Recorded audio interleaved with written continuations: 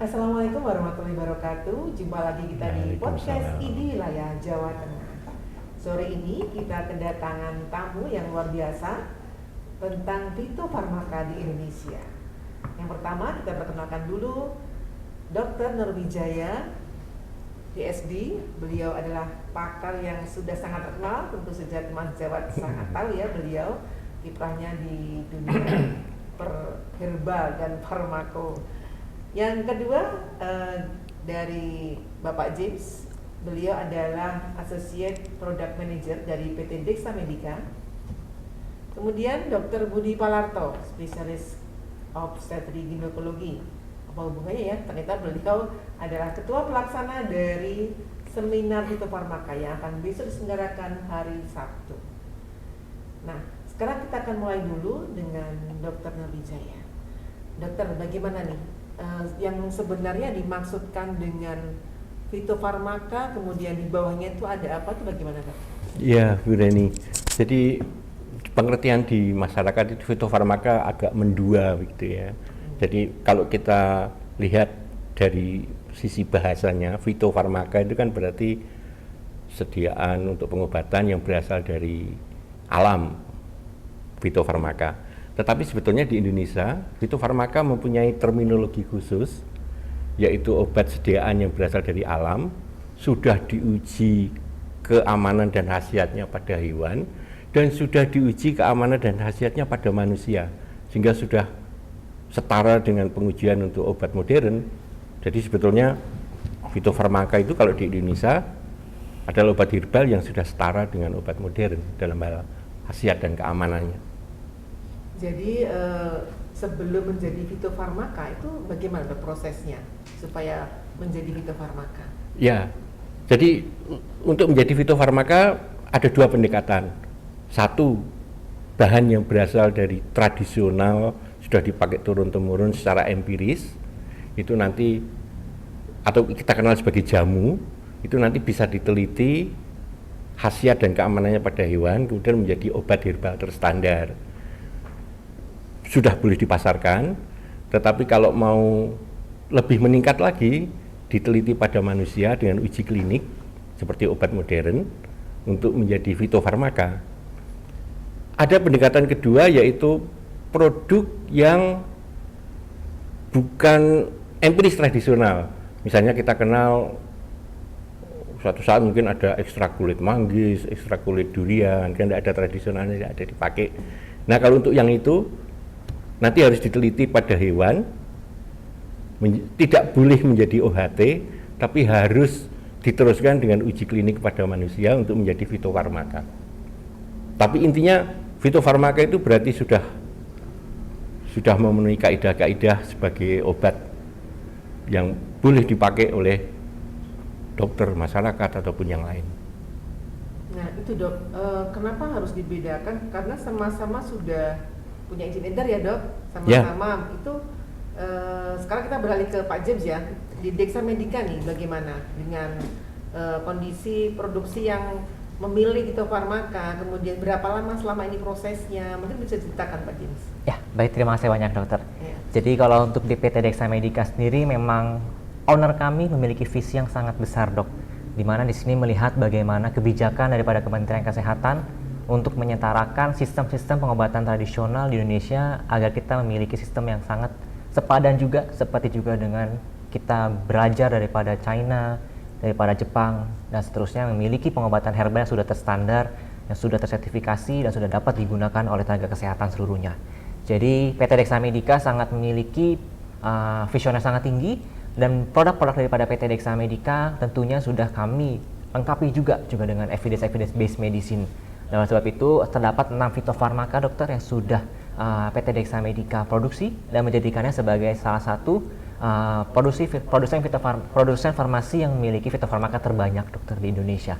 Dan dalam pengembangan fitofarmaka ini, seperti yang Dokter Nur sampaikan Dok, besar sekali investasi yang diberikan, baik itu investasi secara waktu, secara dana, dan bagaimana proses perkembangannya secara garis besar dokter untuk PT Dexa Medica mengembangkan fitofarmaka, mulai dari bagaimana kami meneliti komponen-komponen, kita mencari bahan-bahan aktif dari suatu tanaman yang akan kita ingin jadikan sebagai pengobatan fitofarmaka, kita teliti sekitar 3-5 tahun dok, sekitar 2-5 tahun.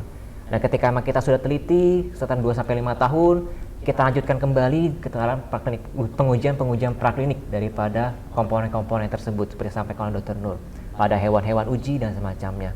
Itu sekitar membutuhkan waktu sekitar mungkin 3-5 tahunan untuk membutuhkan uji praklinik tersebut untuk kita finalisasi, dan sampai tahap akhirnya ketika sudah mendapatkan hasil praklinik yang sangat baik, kita lanjutkan kembali kepada pengujian klinik pada manusia, baik itu untuk keamanan dan juga safety-nya.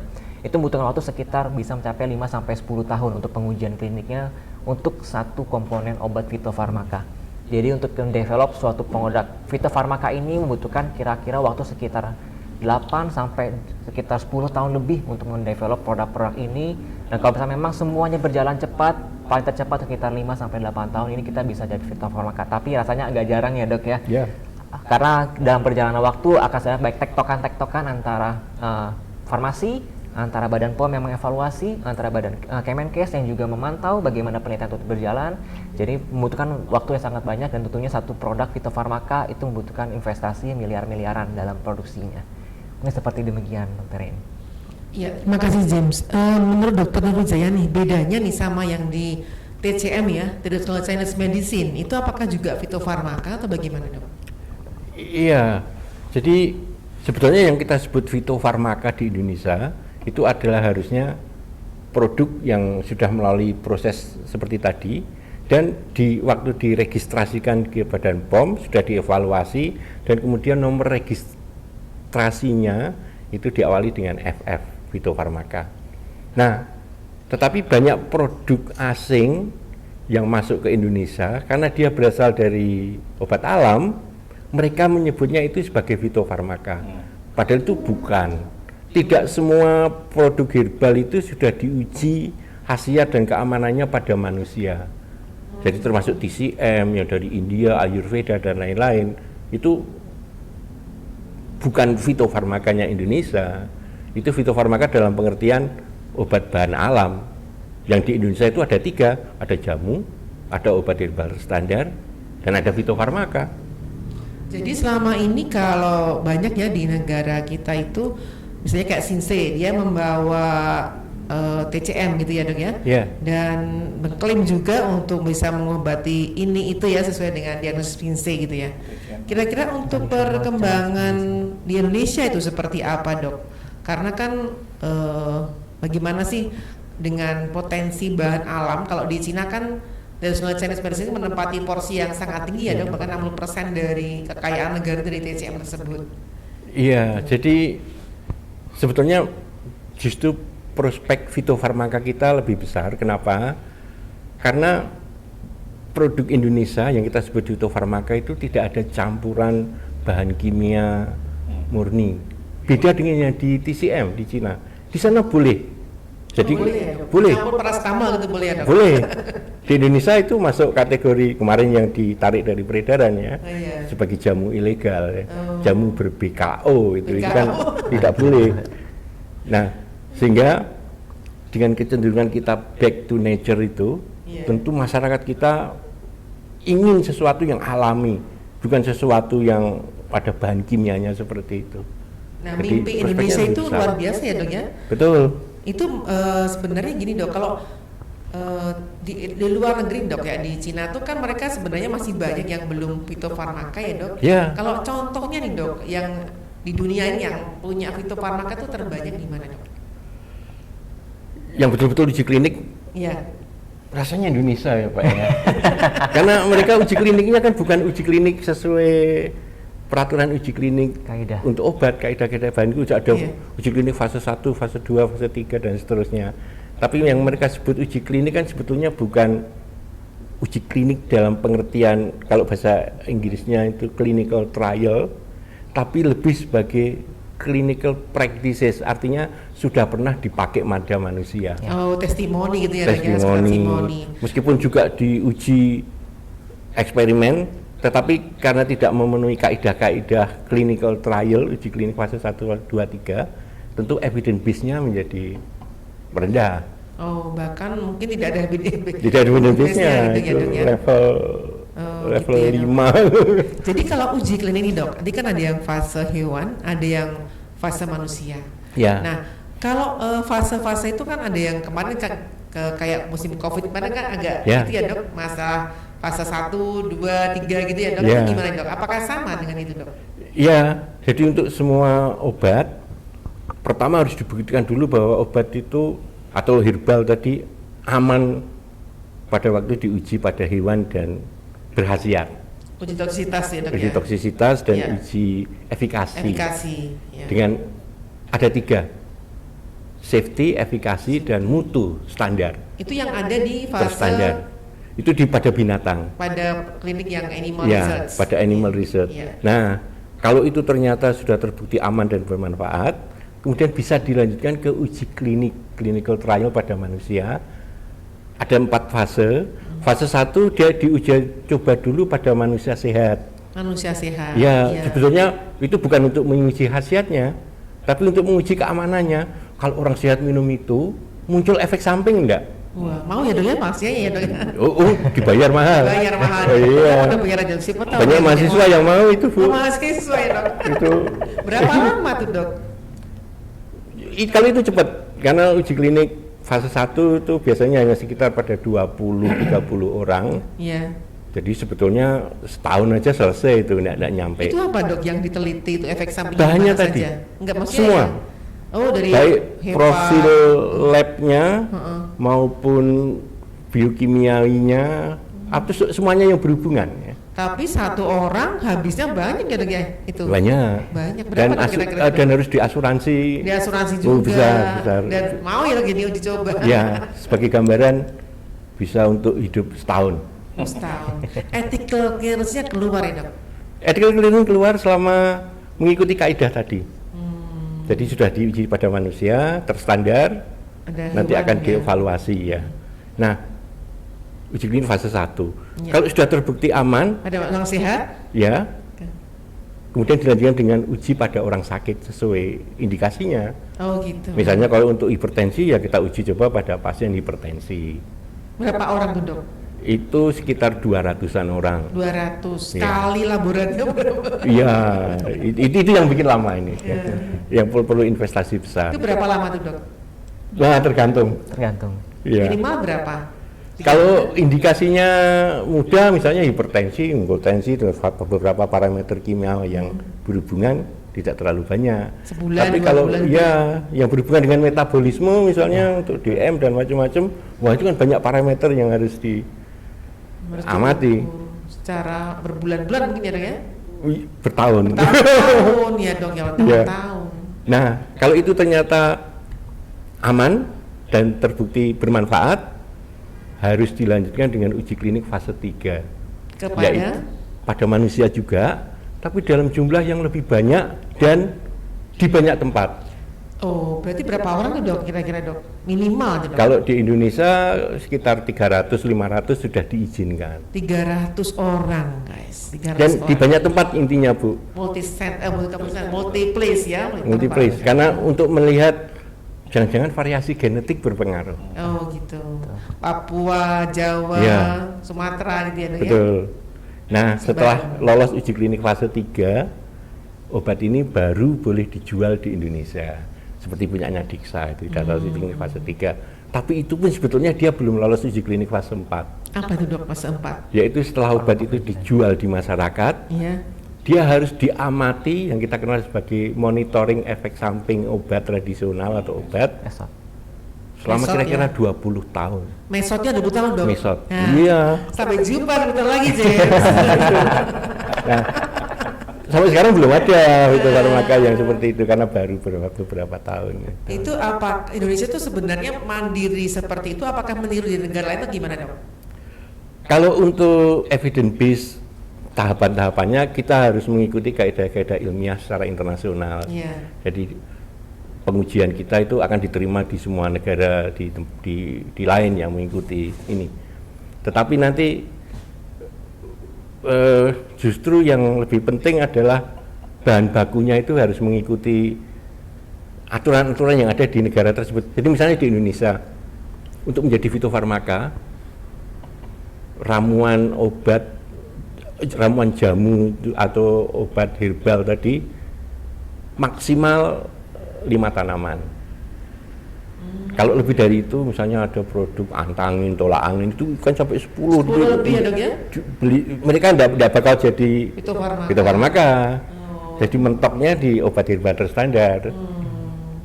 Kenapa kok maksimal 5? Satu tanaman aja punya ini itu untuk menjaga standar mutunya aja sudah setengah mati itu.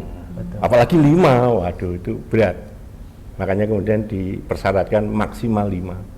Maksimal 5, makanya fitofarmaka nggak murah ya James ya? Betul dokter. Lebih mahal karena dari tadi ya cara risetnya juga bertahun-tahun, laboratoriumnya juga luar biasa. Nah ini kenapa Dexa melakukan itu James? Apa sebenarnya motivasi untuk? Ya, terima kasih banyak dok. Jadi kalau bagi seperti yang sampaikan, visioner kami daripada owner sangat besar dok. Dan memang memiliki harapan yang sangat, peluang dan juga harapan sangat besar di Indonesia itu sendiri dokter.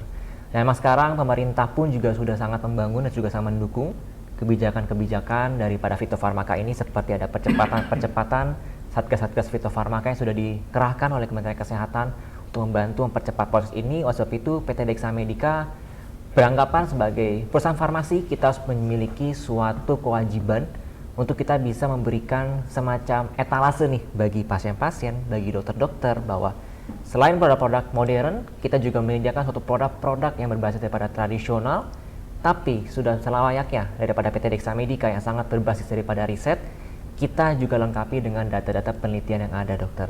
Jadi kita tidak hanya memiliki suatu produk yang berbasis empiris, tapi kita ingin teruskan data-data empiris itu ke data-data ke praklinik, ke hewan, bahkan sampai ke pengujian klinis, sampai produk fitofarmaka. Dan sebab itulah, itu mengapa kami melihat bagaimana potensi dan juga peluang yang sangat besar untuk fitofarmaka ini di Indonesia itu tersendiri. Pasti ke depannya ini bisa salah satu sistem tersendiri yang bisa dipakai oleh pasien-pasien Indonesia.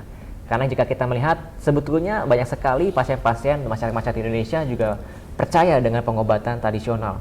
Bahkan mereka merebus sendiri jamu, merebus sendiri daun untuk mengatasi hal-hal atau penyakit-penyakit yang masih bisa diobati secara mandiri. Sebab itulah sebetulnya konsep tradisional di Indonesia itu masih sangat terbuka lebar dan sudah selayaknya bagi kami perusahaan farmasi untuk memberikan suatu pengobatan fitofarmaka yang selain berasal daripada empiris, kita buktikan daripada hasil-hasil pengujian klinisnya. Ya, dan sayang kalau produk yang sudah dikembangkan berdarah-darah kemudian kita pakai, apalagi kita tahu kita kan sangat tergantung dengan impor. Betul, hampir betul. Obat itu 90% lebih impor. Padahal ini asli Indonesia. Nah, ada di Indonesia, tanamannya ada di Indonesia, dikembangkan di Indonesia sendiri. Dan khasiatnya tidak main-main. Nah, itu Mas Jawad nih. Kita sebagai dokter selama ini kan kurang ini ya. Maksudnya kurang paham juga, kemudian juga mungkin masih belum tahu sebenarnya apa sih jamu, obat herbal terstandar, fitofarmaka. Nah, untuk itu besok dari Sabtu itu kita akan membahas dengan lebih detail. Nah, sekarang Dr. Budi Parton sebagai ketua panitia.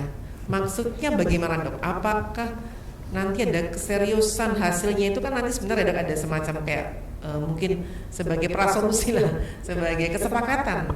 Sebenarnya apa yang menjadi target dari seminar itu dok? Ya. Jadi sebelum saya menjawab apa yang disampaikan Dr. Reni, terima kasih sekali masukan dari Dr. Nurwijaya dan kemudian Pak James Dexa. Jadi kita bisa menyimpulkan sebetulnya Indonesia itu kan kaya dengan sumber daya, kaya dengan budaya, kaya dengan sumber daya alam. Ya, tinggal bagaimana kita bisa memanfaatkan hal ini. Ya.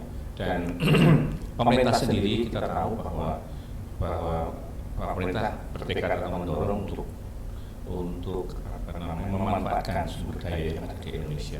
Terbukti dari kebijakan berupa transformasi kesehatan. Antara lain kita lihat ada transformasi di bidang ketahanan ya, ketahanan kesehatan kan seperti itu. Nah, antara lain bagaimana mempromosikan obat-obat berdasarkan sumber alam Indonesia ya, itu seperti itu. Terima kasih masukannya. Dan yang menjadi persoalan adalah apakah kami dari ID ya, apakah teman-teman sejawat itu sudah paham mengenai hal ini. Saya kira kita semuanya, kita itu sebenarnya masyarakat dan juga apalagi dan juga dokter itu juga masih belum jelas, belum 100% mengerti sebetulnya mengenai apa yang sudah diutarakan tadi. Oleh karena itu Prakarsa PPID sebetulnya, Prakarsa PPID bersama dengan Diksa Medika itu ingin mensosialisasikan pada sejawat-sejawat dokter, ya, memberikan pemahaman pada sejawat-sejawat dokter. Karena diharapkan dokter-dokter ini juga ikut mengembangkan obat-obat yang berbahan baku alam Indonesia, kan seperti itu. Nah, itu bagaimana caranya. Ini adalah bentuk partisipasi organisasi IDI untuk para anggotanya. Jadi bagaimana kita bisa ikut berkontribusi untuk mengembangkan hal ini. Karena kita tahu bahwa pelayanan kesehatan di Indonesia itu mulai dari Vaskes, FKTP dan FKRTL, mulai dari puskesmas sampai dengan rumah sakit. Dan itu semua akan berhubungan dengan pasien, berhubungan dengan orang yang membutuhkan pertolongan di bidang kesehatan. Dan kita tentu akan memberikan resep obat dan sebagainya. Dan kali ini kita akan bisa banyak berkontribusi kalau kita memang sudah berani untuk memberikan resep berupa obat-obat tradisional. Ini penting sekali. Kalau kita tidak mulai, kita tidak bisa membuat obat fitofarmaka, mungkin juga upaya kita juga akan sia-sia. Karena ada terdepan untuk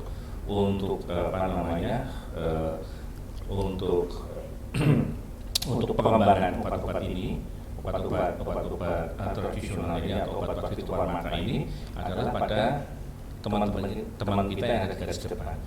Justru mereka harus paham betul mengenai fitofarmaka ini. Mereka harus mengerti betul bahwa ternyata obat-obat fitofarmaka ini memang betul-betul diusahakan mutunya, kemudian khasiatnya dan keamanan. Jadi itu yang sebetulnya seminar yang akan kami lakukan ini memang tadi kerjasama utamanya idenya adalah dari pengurus besar IDI, kemudian kita di wilayah ini akan melaksanakannya berupa seminar untuk fitofarmaka ini untuk teman-teman utamanya di wilayah Jawa Tengah. Yang mudah-mudahan saja ini satu kontribusi dari organisasi untuk benar-benar bisa benar-benar membantu pemerintah dalam hal obat-obat fitofarmaka ini.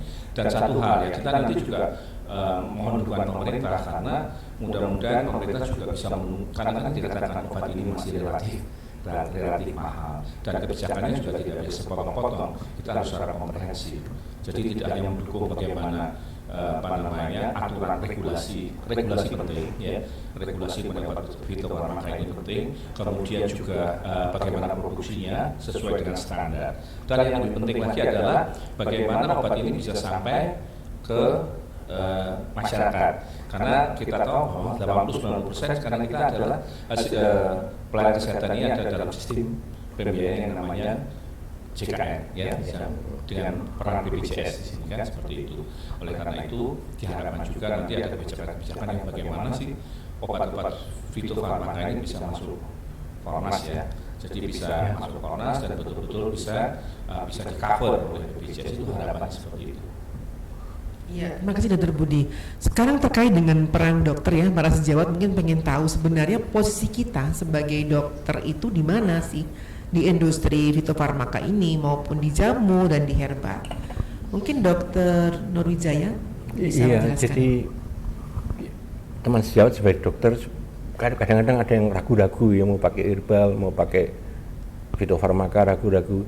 Sebetulnya kalau kita berpandangan secara keilmuan, terapi itu kan kita bagi ada terapi promotif, preventif, kuratif, dan mungkin rehabilitatif dan paliatif seperti itu. Nah, yang sebagian besar mewajibkan kita menggunakan obat dalam tanda petik obat modern itu kan terutama yang kuratif. Itu yang ada SOP-nya. Jadi kalau ada penyakitnya jelas, misalnya DHF grade berapa, terapinya jelas. Tipus abdominalis, terapinya jelas. Di mana teman sejawat kalau melenceng dari itu dianggap malpraktek. Tapi itu kan untuk kuratif. Dan untuk fitofarmaka itu kan sudah terbukti aman dan berkhasiat, ada IBM-nya, maka boleh pakai fitofarmaka. Untuk preventif. Untuk kuratif. Kuratif juga. Nah, sedangkan untuk promotif preventif itu sebetulnya kan kita malah haram kalau pakai obat. Misalnya saya meriang-meriang, suhunya baru 38 derajat, pakai paracetamol, haram mestinya. Antibiotik. Karena indikasi paracetamolnya kan harusnya suhunya di atas 38,5 pada orang dewasa. Iya. Itu belum layak. Iya. Jadi mestinya malpraktek saya kalau pakai paracetamol. Iya, Nah, meriang dengan paracetamol. iya, terus pakai apa? Pakai non farmakologi tadi. Entah mau pakai apa, minum yang banyak. Iya, iya, silakan mau pakai herbal apapun, tidak harus fitofarmaka. Pakai OHT boleh, pakai jamu boleh. Pakai larutan kaki 1 juta boleh. Enggak, kan itu kan untuk preventif dan promotif dan preventif.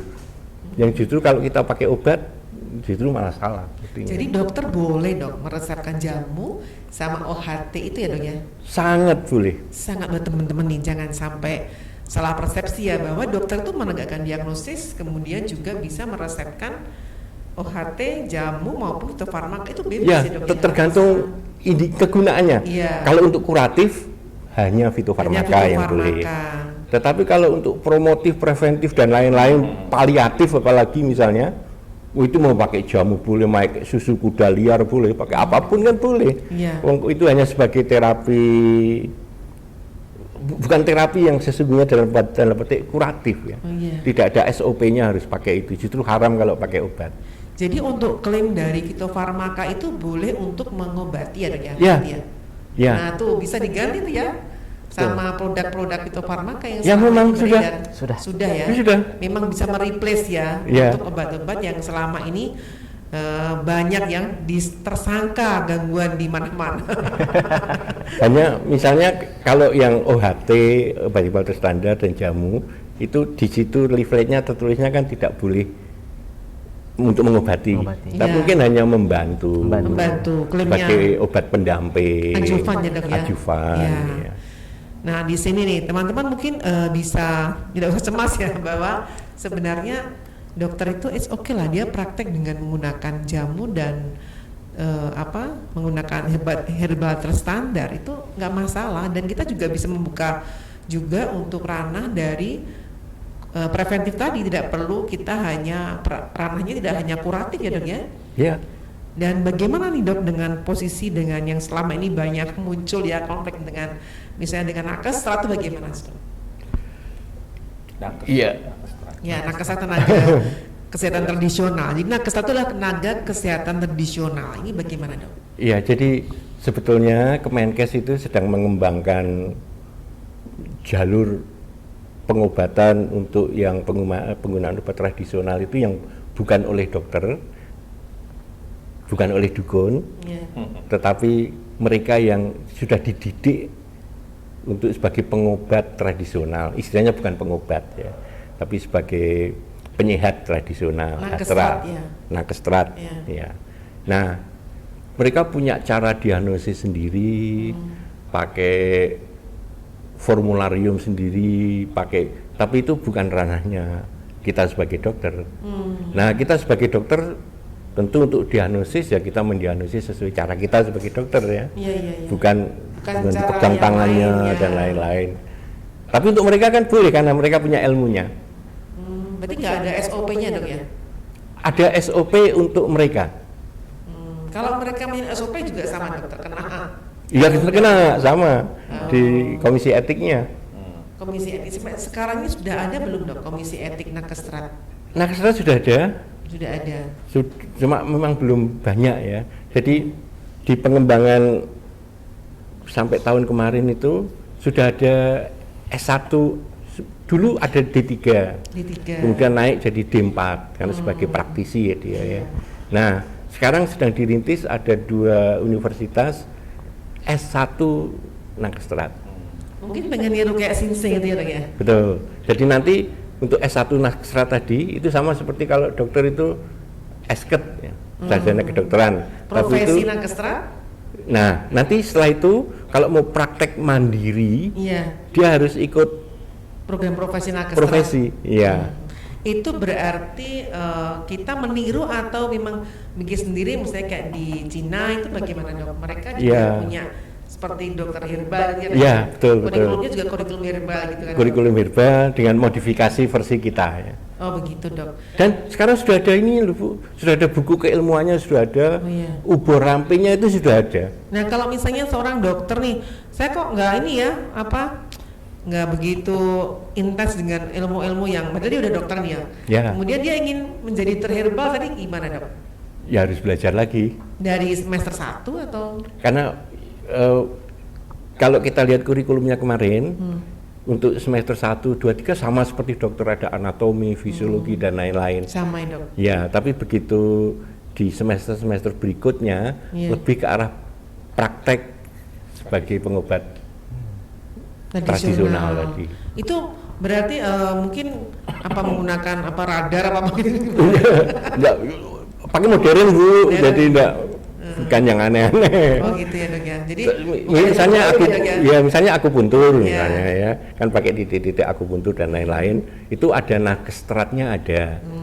Tapi bukan berarti yang dokter tidak boleh. Boleh. Sekarang sudah ada Spesialis spesialis akupuntur, ya. Tapi kan harus belajar mulai dari basic ini dan seterusnya.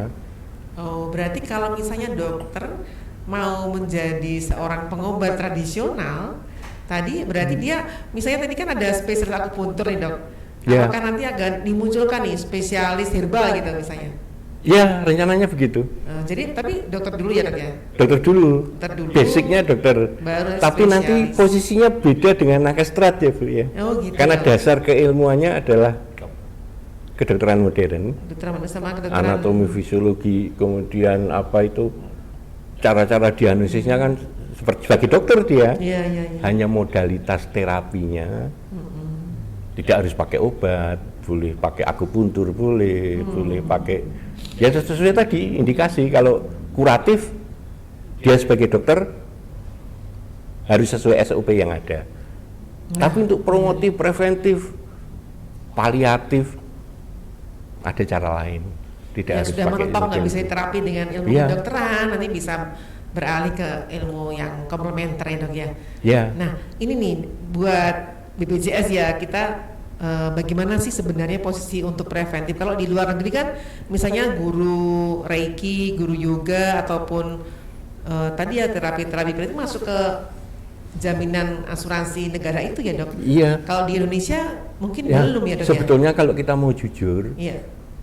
kita lihat pasien yang datang ke puskesmas itu yang betul sakit itu berapa toh? Iya. Nggak ada 20%. Oh masih. Yang 70% lebih itu kan sebetulnya nggak sakit ya. Hanya maksimal 15-20% ya dok. Iya, yang Nah. betul-betul sakit, yang betul-betul perlu kuratif, yang betul-betul perlu obat, Iya. itu sebetulnya hanya sekitar 15-20%. Yang lainnya mestinya haram pakai obat. Nah nanti kalau misalnya nanti komplementer masuk nih dok sebagai bagian di BPJS semua masuk ya dok? Semua berobat. Ya tergantung hitung-hitungan ekonomi Bu nanti. Iya, farmakoekonomi. Farmakoekonomi, Iya. Jadi kita sebagai negara berkembang diharapkan yang masuk rumah sakit itu lebih sedikit dengan adanya preventif yang terprogram ya dok ya. Ya, mestinya sesuai namanya kan pusat kesehatan masyarakat. Itu Ada kan preventifnya. bukan rumah sakit, bukan tempat orang sakit di situ ya. Kan untuk menjaga kesehatan. Holistik ya dok. Jadi teman-teman sejawat yang di puskesmas nih mungkin juga bisa mengembangkan program-program yang tidak hanya sekedar memberikan terapi, tapi bagaimana mengembangkan terapi komplementer dan harapannya itu juga menjadi bagian dari ini ya. Tapi sebenarnya kalau rumah sakit sudah nilainya kapitasi ya dok ya, pengelolaan sudah diserahkan oleh BPJS sesuai dengan kapitasi mereka dan pengelolaannya juga terserah dari puskesmas itu ya dok. Ya, itu versi kita di rumah sakit ya. Jadi sebetulnya kalau kita lihat puskesmas itu kan justru program utamanya adalah promotif preventif, Promotif preventif. bukan kuratif. Iya, dok. Justru kalau ada yang sakit rujuk silahkan ke tempat Pak Palar silahkan. Iya. Pendarahan di hati, pendarahan di mana-mana ya dok ya. Jadi Iya. istilahnya kalau sekarang Indonesia kepengen maju nggak nih dengan 35.000 simplisia yang ada, itu merupakan potensi yang luar biasa dan teman-teman sejawat mungkin juga harus berpikir nih bagaimana angka yang masuk rumah sakit itu menjadi lebih rendah dengan adanya program promotif preventif yang lebih ditajamkan ya, maksudnya kira-kira bagaimana itu muncul ya dok ya, di Indonesia kan masih sangat kurang ya, itu dimunculkan dari mana dok ke depan itu supaya bisa menjadi bagian, wah aku dapat kapasitas segini, aku nggak mau dong uangnya berkurang untuk program-program itu gitu dok. Ya justru sebetulnya kalau mereka pakai obat itu malah rugi sebetulnya dia harus beli obat, memberikan obat. Padahal kalau dia melakukan penyuluhan, melakukan misalnya senam bersama atau program minum jamu bareng-bareng untuk menjaga kesehatan, itu kan mereka tidak keluar biaya. Mungkin ada pilot project di sebuah puskesmas yang di Indonesia tuh sudah ada belum dok yang melakukan itu? Sudah. Di mana dok? Jadi sebetulnya ada kewajiban. Jadi sejak dulu itu kita sudah target untuk tahun ini harus ada sekian puskesmas yang sudah melakukan pelayanan herbal. Kemudian kemudian beralih dengan ini ada yang namanya Germas, gerakan masyarakat itu. Itu kan sebetulnya untuk memberdayakan masyarakat. Tidak perlu pakai obat. Hanya pakai gerakan-gerakan sama ya, pakai kata-kata gerakan ya. boleh, pakai nanam tanaman obat keluarga gratis. Iya dok. Iya. Ini ada lomba desa nih dok. Nah desa saya juga sebenarnya juga panik juga nih, gimana nih, karena kalau kita nanam misalnya 6 kelor ya, kelor kan sebagai superfood ya, kita harus mendatangkan siapa yang buat mengolah ini gitu loh. Nah kemudian juga menanamnya juga harus benar, kalau dalam pot apa dalam tembok-tembok rumah atau gimana, kan juga butuh effort yang besar ya dok. Maksudnya tuh nanti kalau udah habis lomba udah dibuang aja ke sungai dong, nggak ada gunanya. Jadi banyak pencitraan dulu sebenarnya. Sebetulnya mungkin sosialisasi saja kita yang kurang ya. Jadi sebetulnya di Badan POM itu sudah menerbitkan buku guideline petunjuk untuk budidaya kelor, budidaya ini mulai hulu sampai ke hilir. Ada bukunya. Dapatnya gimana tuh dok? Silakan cari di Google online. Online, nah teman jawab nih luar biasa ya. Kita bisa mencari semua sumber itu dengan online semua yang ada. Kalau memang masih kurang jelas, kita di wilayah mau kok memberi sebagai perantara teman-teman semua. Kita datangkan Badan POM, kita sebarkan semua softwarenya ke teman-teman semua. Dan nanti dari Deksa juga akan memilih teman-teman sebagai PI, personal investigator nih, bagi teman-teman sejawat yang spesialis ataupun yang berkaitan dengan fitofarmaka yang akan diluncurkan. Silakan mendaftar ya. Siap. Lewat Dr. Budi Plato juga lewat saya juga nggak apa-apa. Jadi nanti ini luar biasa. Kita harus bersama-sama mengembangkan program untuk mengangkat Siblisia asli Indonesia ini. Nah, sebagai penutup nih Dr. Budi Palarto, apa yang akan disampaikan nih teman-teman sejawat supaya mereka juga bisa datang dan intensif melakukan apa ya istilahnya itu diskusi di dalam seminar itu, jadi akan menghasilkan betul-betul sebuah situasi yang kondusif untuk memajukan. Silakan dok. Ya, terima kasih. Jadi dengan podcast hari ini sebetulnya ya. Jadi ini satu memberikan gambaran kepada kita bahwa sebenarnya apa yang kita tuntut selama ini di dalam pelayanan kesehatan itu bisa kita wujudkan nyata. Kadang kan kita menuntut bahwa apa yang dilakukan oleh pemerintah itu titik beratnya lebih banyak ke arah kuratif dan rehabilitatif. Tetapi seperti disampaikan Dr. Wijayadi tadi, sebenarnya banyak hal yang bisa lakukan, yaitu promotif preventif. Dan sekali lagi, kalau kita banyak menekankan pada aspek promotif preventif, itu akan membantu pemerintah dari segi pembiayaan. BPJS tidak akan kedodoran, tetapi ya ini merupakan satu usaha bersama antar kita, antar stakeholder. Ya, organisasi seperti organisasi profesi ini kan artinya kita bisa mendorong untuk kita betul-betul bagaimana kita bisa mewujudkan atau lebih mengedepankan upaya promotif dan preventif sebenarnya. Kita tadi tahu sendiri ceritanya, bagaimana kalau upaya promotif itu benar-benar diintensifkan, ada germas, ada macam-macam, itu termasuk obat-obatan. Ya, obat-obatan yang kita biasanya memakai obat-obat esensial kimia gitu ya, kita sudah bisa mulai dari jamu, OHT sampai dengan fitofarmaka. Ini satu kesempatan sebetulnya. Tapi ini semua juga harus semua pihak harus terlibat, baik baik kita sebagai organ profesi, stakeholder yang lain, dan peran pemerintah memang dalam hal ini adalah membuat satu kebijakan yang betul-betul bijak dan komprehensif, sehingga benar-benar apa yang diharapkan oleh pemerintah, bagaimana kita bisa mengembangkan obat-obat herbal, obat-obat fitofarmaka, dan kemudian juga benar-benar kita benar-benar bisa melakukan langkah-langkahnya, aspeknya promotif, preventif ya. Dan saya harapkan teman-teman sejawat semuanya memanfaatkan kesempatan pada tanggal 18 Maret 2023 mulai jam 8 di Hotel Metro Semarang ya, Metro Park View. Sekalian nanti kalau lewat nih teman-teman yang lewat nih mulai dari Jalan Imam Bonjol itu ya masuk, kemudian muternya ke kantor pos nih. Kantor pos kemudian masuk ke pintu keluarnya Hotel Metro. Jadi nanti setelah acara teman-teman sejawat bisa menikmati dugderan juga di situ. Iya, pas. Nah, belum pernah tau lihat tong setan, nanti ada tong dokter tong setan tuh. Nanti ikutlah di acara dugderan itu sebagai bagian dari acara yang paket wisata medis ini dinikmati.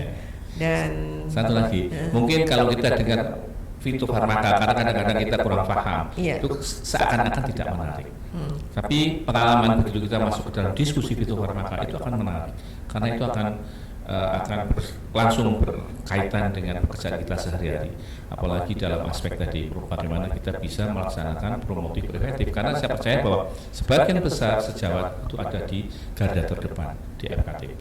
Itu saja terima kasih. Ya, terima kasih Dr. Budi, dan Indonesia pasti bisa. Kita bisa bersama-sama untuk mengembangkan program yang luar biasa ini, dan itu menjadi unggulan kita, negara kita tercinta. Sampai ketemu lagi di seminar Fitofarmaka di Hotel Metro. Terima kasih Dr. Nurwijaya, Pak James, dan Dr. Budi Palaroto. Wassalamualaikum warahmatullahi wabarakatuh. Kita jumpa di lain kesempatan. Waalaikumsalam.